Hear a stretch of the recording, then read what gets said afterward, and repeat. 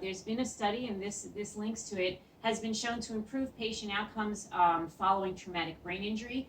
Again, it does this by reducing neuroinflammation. So this is a very important effect, and this is something that you want to that you would want to foster in your own brain tissue. This is confusing me, so let's go to the next one. There's something here. This is the payoff with the modafinil. So the additional finding, there's a lot of little detail here, but there's been evidence found over more than one study of hippocampal neurogenesis. And not only hippocampal neurogenesis, but other studies show general neurogenesis throughout the brain. So neurogenesis is positive. It's giving you fresh new cells. It's giving you healthy cells. It's giving you cells that haven't accumulated any senescence. This was only found in animal models, but the animal models were behaving younger. They were learning things faster. This was very positive. I think this is a reason to be interested in modafinil. For this effect to happen, and now let's look at the next slide. So these were in low dose and short-term usage. This, again, is not something you want to take every day. You don't want to take this along with your vitamin C. You want to do, again, a 3 to 14-day window, maybe once a year. These are being studied, so it's hard to say how often.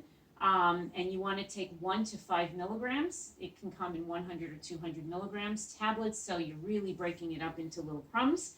And you just want to dose it every day for a short term, and it should give you this neurogenesis effect for a sustained period of time.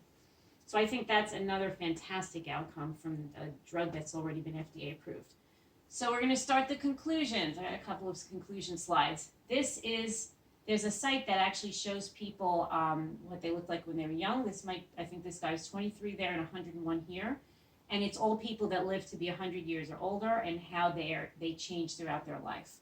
So we kind of want to delay the onset of this, although he does look pretty hale and hearty, as long as we can. We want to stay in our vigorous youth and be productive as long as possible. So the novel approach of polypharmacy is giving us some tools where we're going to be able to delay aging, and this is fantastic news.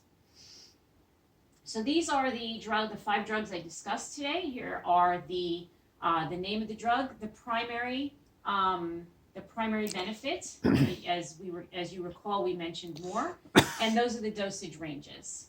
So this is something you can refer to later. It's an action slide.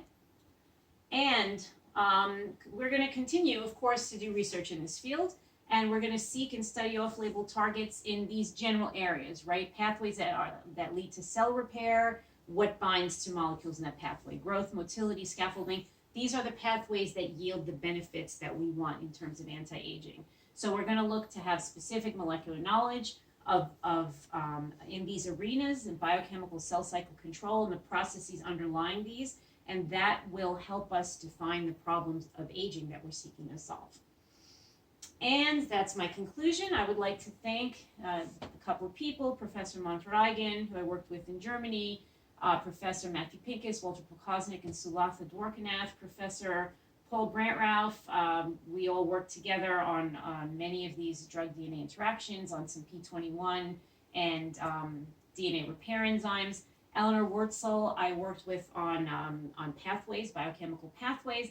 Eric Smith at the Santa Fe Institute, who did some great work on prebiotic cyclical pathways.